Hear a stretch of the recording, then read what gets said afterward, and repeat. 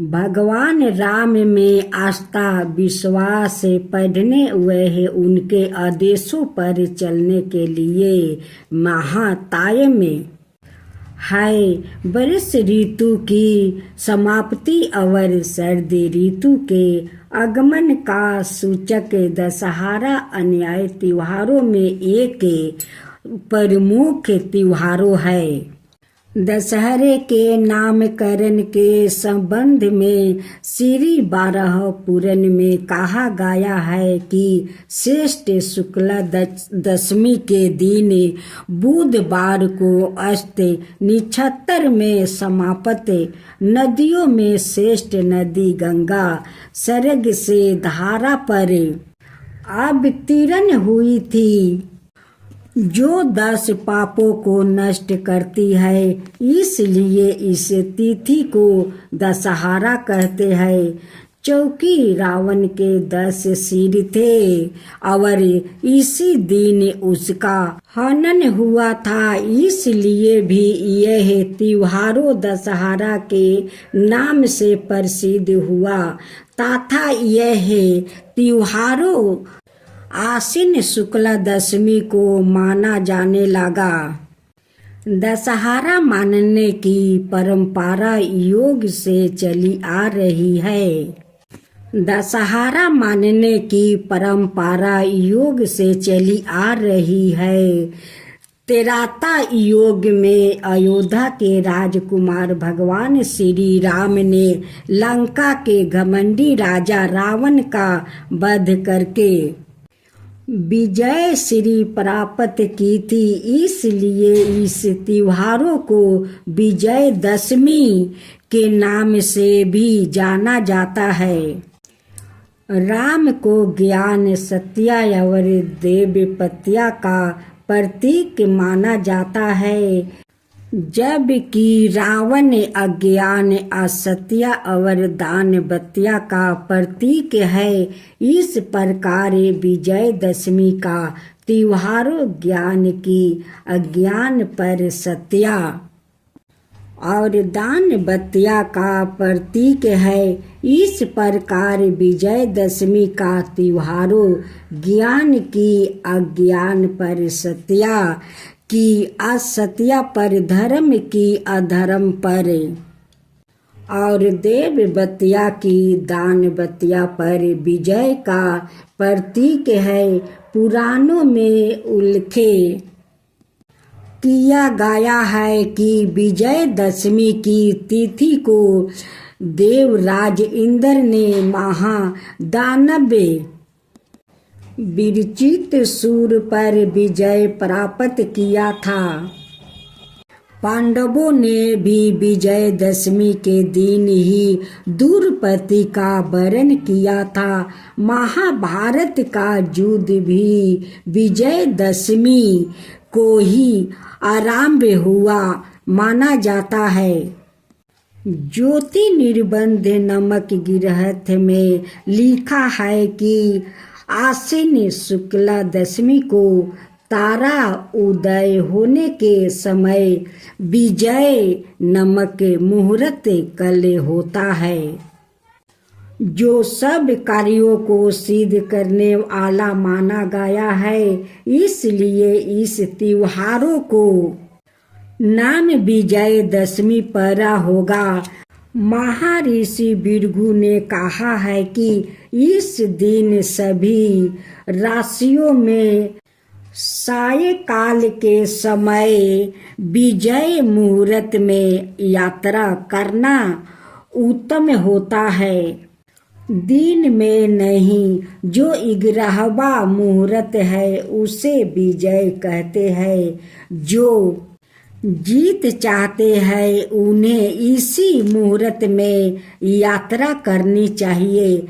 इस तिथि को भगवान राम ने भगवती विजय का पूजन कर विजय प्राप्त की थी।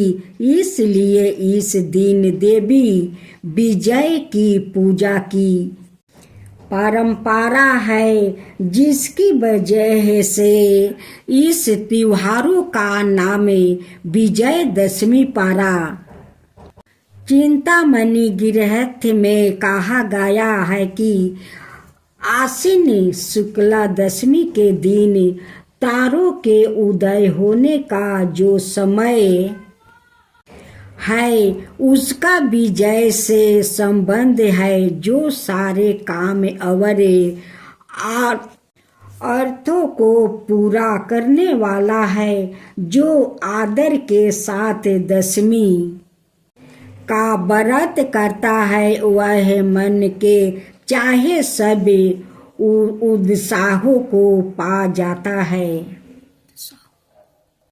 जो अपना कामों में सफलता चाहते हैं, इसे मनुष्य इस दिन 10 दिशाओं को पूजे तो उनके मनोवांछित कार्य पूर्ण होते हैं। अष्टपुराण के मतानुसार दशहरे के दिन स्नान और दान का विशेष महत्व है। अतः किसी भी नदी अथवा सरोवर पर जाकर अर्घ्य यह तर्पण अवश्य करे। इससे व्याकृतों महापातकों के बराबर के 10 पापों से छूट जाता है। इस दिन नीलकंठ पंछी के दर्शन करना शुभ माना जाता है। दशहरे का त्योहारों 17 पूजन के वर्ण के रूप में भी विख्यात है। जय माँ लक्ष्मी, जय माँ लक्ष्मी, जय माँ लक्ष्मी। एक दिन लक्ष्मी जी ने उस लड़की को भोजन का निमंत्रण दिया। जब लड़की भोजन करने के लिए आई तो लक्ष्मी जी ने उसे सोना चांदी के बर्तनों में खाना खिलाया, सोना की चौकी पर बैठाया और उसे बहुमूल्य वस्तु ओढ़ने को दिया। इसके बाद लक्ष्मी जी ने कहा कि मैं भी कल तुम्हारे घर आऊंगी। लड़की ने स्वीकार कर लिया और अपने माता पिता को सब हाल कहकर सुनाया। यह सुनकर उसके माता पिता बहुत खुश हुई, लेकिन लड़की उदास होकर बैठ गई। कारण पूछने पर उसने अपने माता पिता को बताया कि लक्ष्मी जी बेभाव बहुत बारा है, मैं उन्हें कैसे संतोष कर सकूंगी। इसके पिता ने कहा कि बेटी, गोबर से जमीन को लीपकर जैसा भी बन पड़े रूखा सूखा श्रद्धा और प्रेम से खिला देना। यह बात पिता कह नहीं पाए कि एक चील वहाँ मंडराते हुए आई और किसी रानी का 9 लाखा हार वहाँ डालकर चली गई। यह देखकर साहूकार की लड़की बहुत प्रसन्न हुई। उसने उस हार को बेचकर लक्ष्मी जी के भोजन का इंतजाम किया। इसके बाद वह श्री गणेश जी और लक्ष्मी जी वहाँ आ गए। लड़की ने उन्हें सोने की चौकी पर बैठने को कहा। इस पर महालक्ष्मी जी और गणेश जी ने बड़े प्रेम से भोजन किया। लक्ष्मी जी और गणेश जी के आने से साहूकार का घर सुख संपत्ति से भर गया। हे लक्ष्मी माता, जिस प्रकार उस लड़की पर अपनी कृपा बरसाई, उसी प्रकार सभी घरों में सुख संपत्ति देना। कार्तिक मास का आप लोग कथा सुने। इस गाथा को सुनने से कृष्णा भगवान आप लोग पर बहुत प्रसन्न होंगे। अगर आप लोग स्नान करते हुए अगर सुरक्षित होकर कृष्णा भगवान को हाथ जोड़कर गाथा सुनिए तो आपका सारा मनोकामना पूरा हो जाएगी। इस गाथा को सुनिए और भगवान पर भरोसा रखिए। देखिए भगवान आपका कैसे सारा मनोकामना पूरा करते हैं। एक कन्या थी, जब वह थोड़ी बड़ी हुई और उसको समझ आने लगी तब से ही वो तुलसी माता जी की पूजन करने लगी।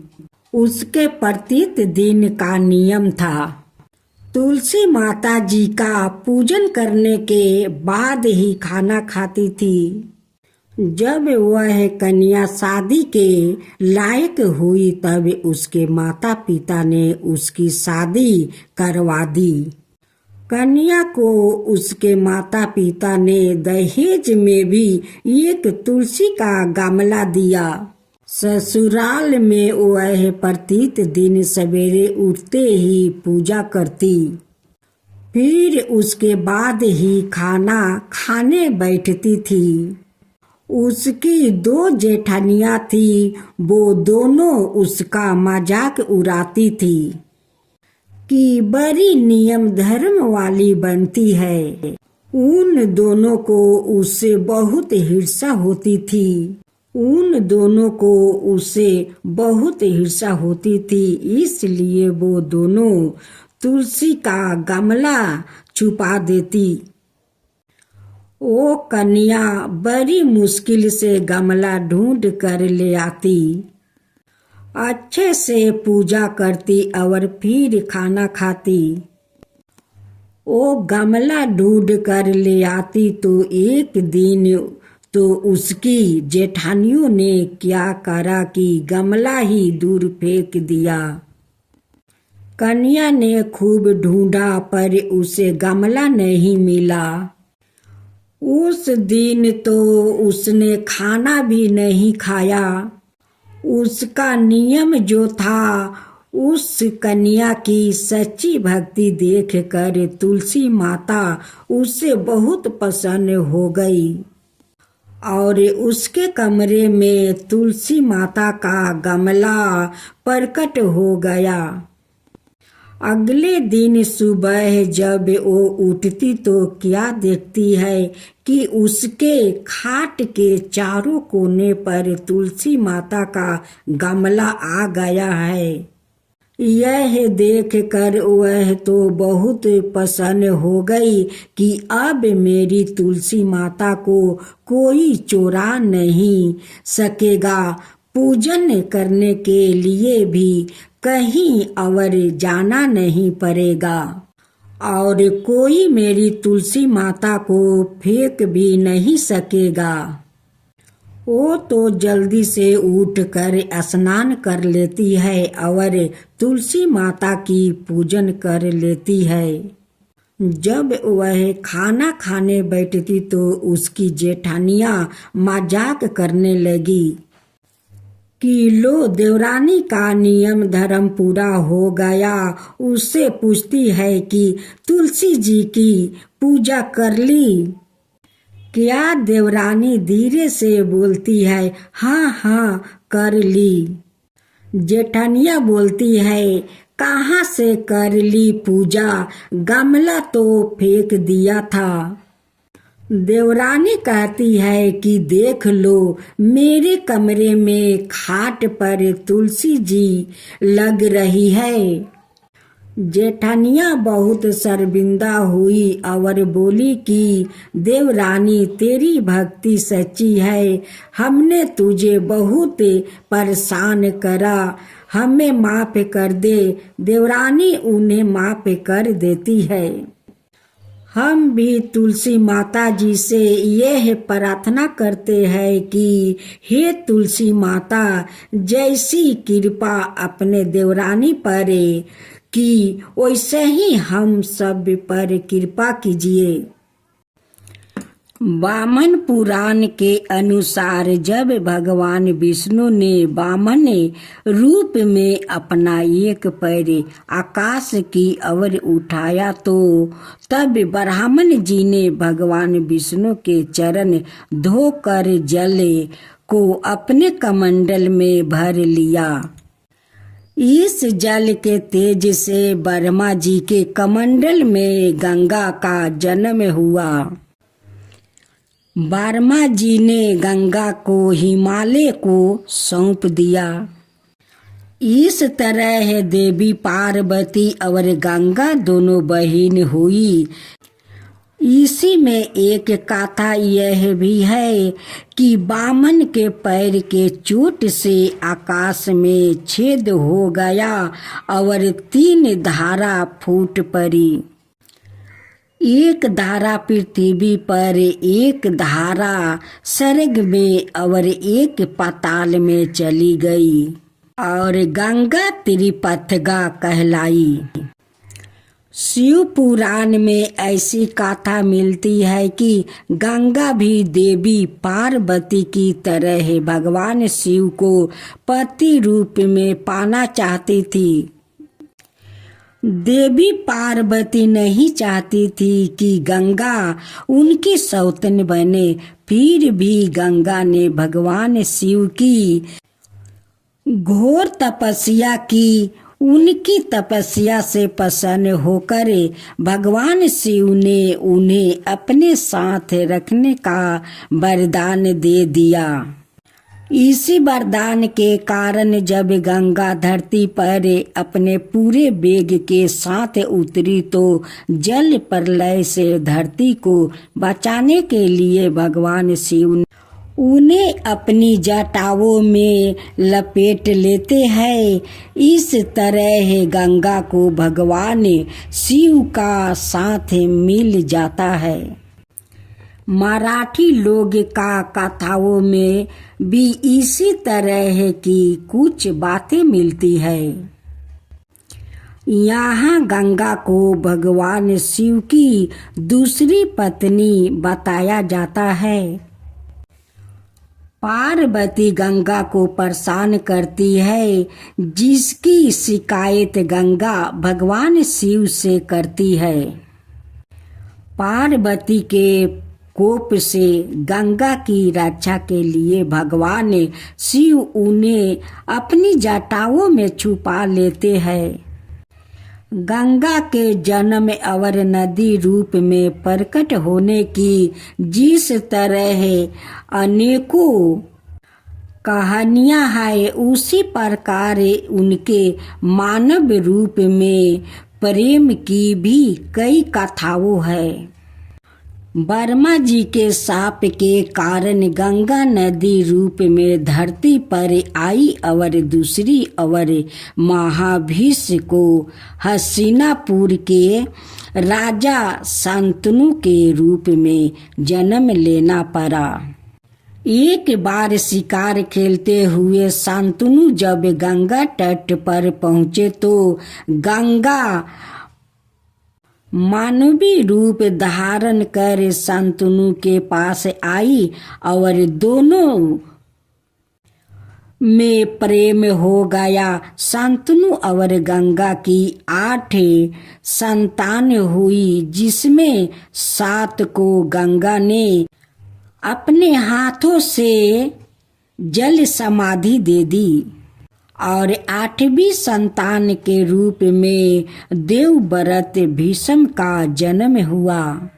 लेकिन देवव्रत को गंगा जल समाधि नहीं दे पाई। कहते हैं कि गंगा के 8 संतान वासुते, जिन्हें शाप मुक्ति करने के लिए गंगा, लेकिन 8वीं संतान को शाप मुक्त करने में गंगा असफल रही। महाभारत की कथा के अनुसार देवी गंगा अपने पिता ब्रह्मा के साथ एक बार देवराज इंद्र की सभा में आई। यहाँ पर पृथ्वी के महाप्रतापी राजा महाभीष भी मौजूद थे।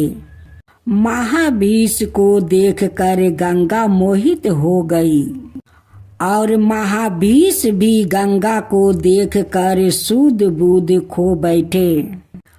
इंद्र की सभा में निद्रा चल रहा था, तभी वहां के झोंके से गंगा का आंचल कंधे से गिर गया। सभा में मौजूद सभी देवी देवताओं ने शिष्टाचार के तौर पर अपनी आंखें झुका ली, लेकिन गंगा में खोए महाभीष उन्हें एकटक निहारते रह गया और गंगा भी उन्हें देखती रह गई।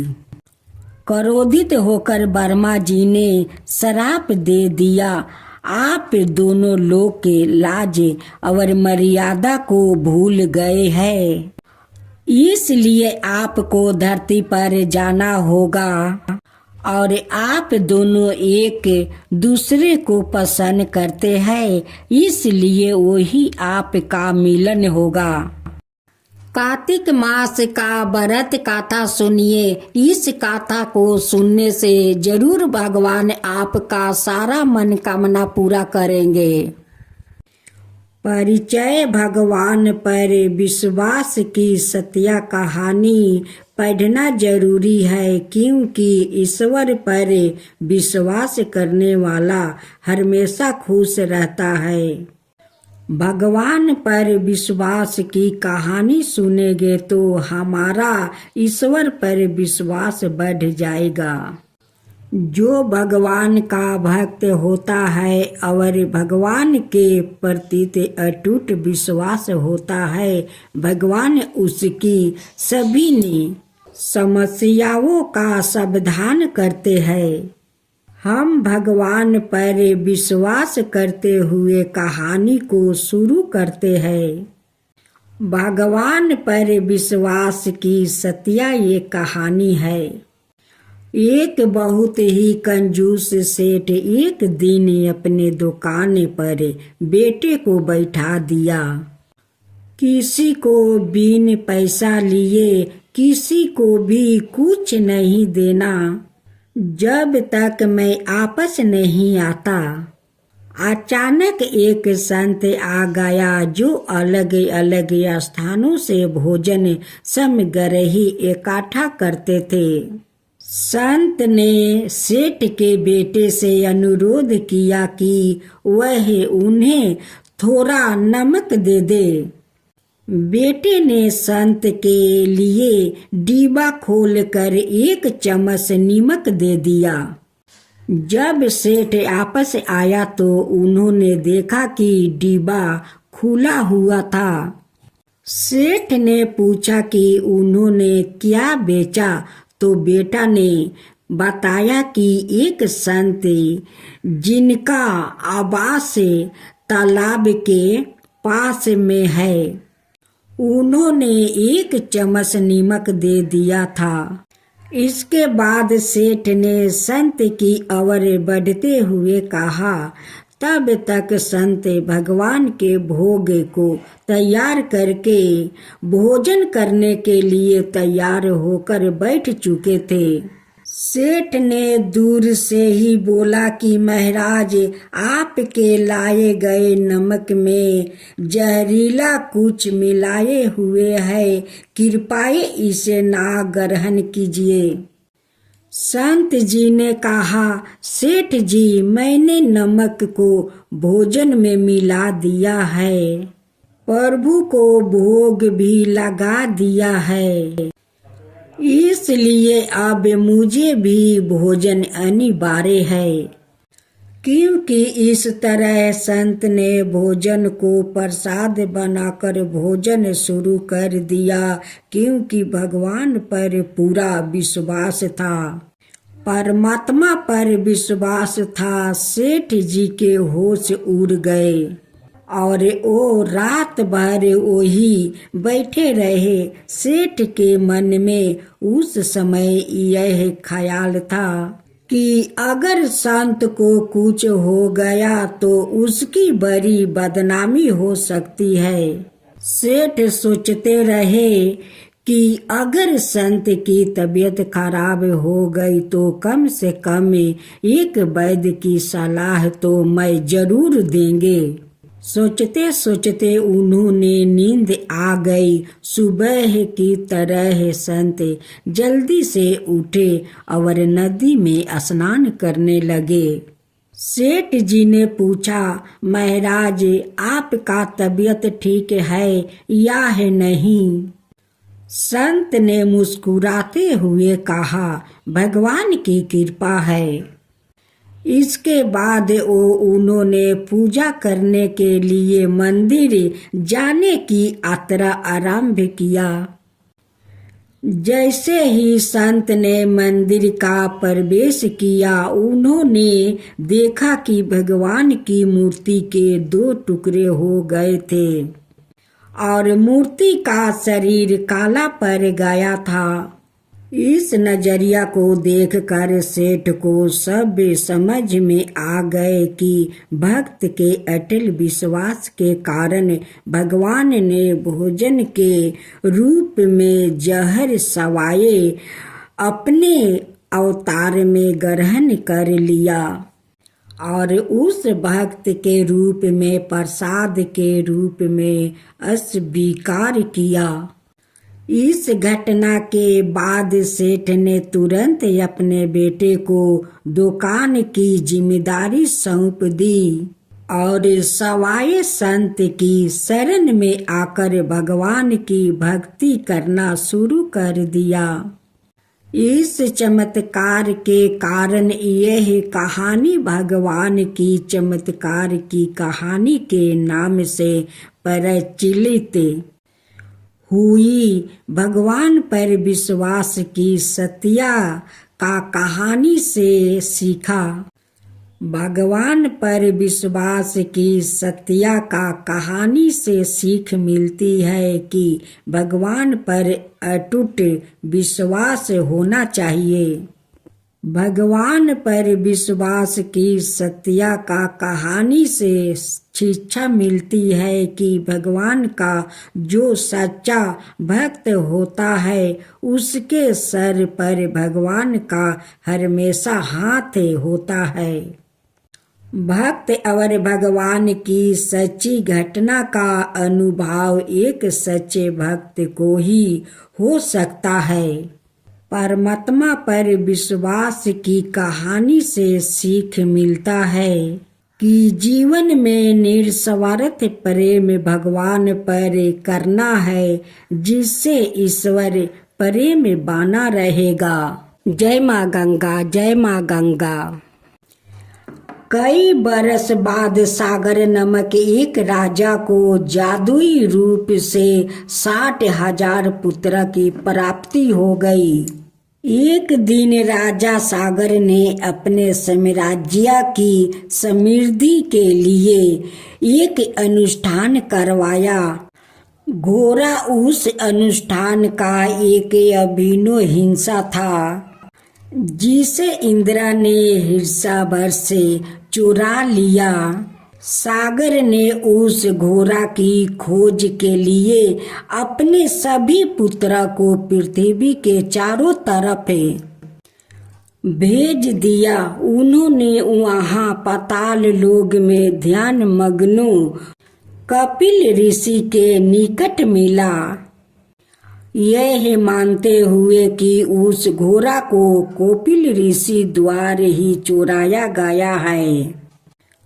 उनका अपमान करने लगे और उनकी तपस्या को भंग कर दिया। ऋषि ने कई वर्षों में पहली बार अपने नेत्र खोला और सागर के बेटे को देखा। इस दृष्टिपात से वो सभी के सभी ने 60,000 जलकर भस्म हो गया। अंतिम संस्कार न किए जाने के कारण सागर के पुत्र की आत्मा प्रेत बनकर विचरण करने लगी।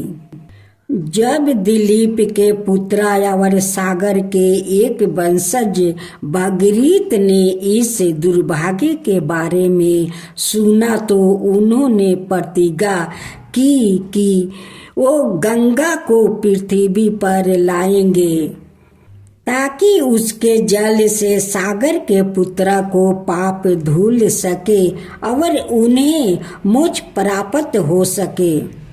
भागीरथ ने गंगा को पृथ्वी पर लाने के लिए ब्रह्मा जी की तपस्या की। ब्रह्मा जी मान गए और गंगा को आदेश दे दिया कि वह पृथ्वी पर जाए और वहां से पाताल लोक जाए ताकि भागीरथ के वंशजों को मोक्ष प्राप्त हो सके। गंगा को यह काफी अपमानजनक लगा और उसने तय किया कि वह पूरे वेग के साथ स्वर्ग से पृथ्वी पर गिरेगी और उसे बहा ले जाएगी। तब भागीरथ ने घबरा कर शिव जी से प्रार्थना की कि वो गंगा के वेग को कम कर दे।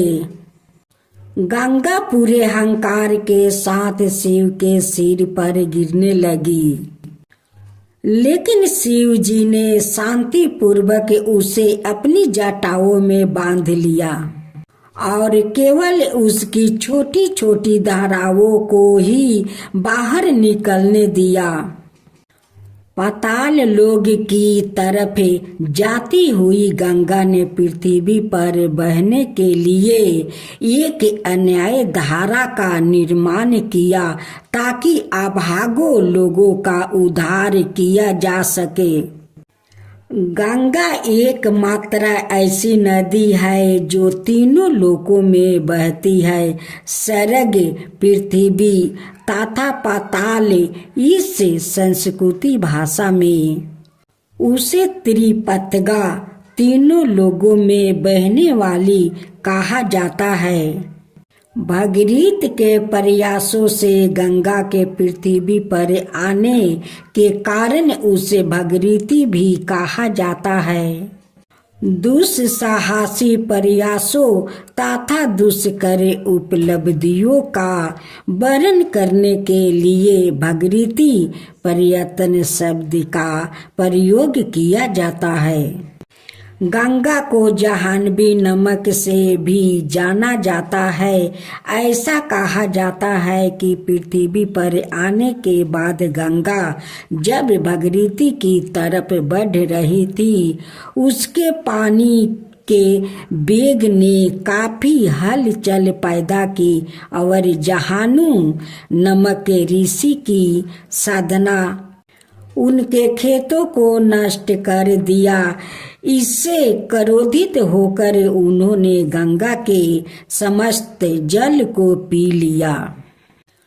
तब देवताओं ने जाह्नू से प्रार्थना की कि वो गंगा को छोड़ दे ताकि अपने कार्य हेतु आगे बढ़ सके।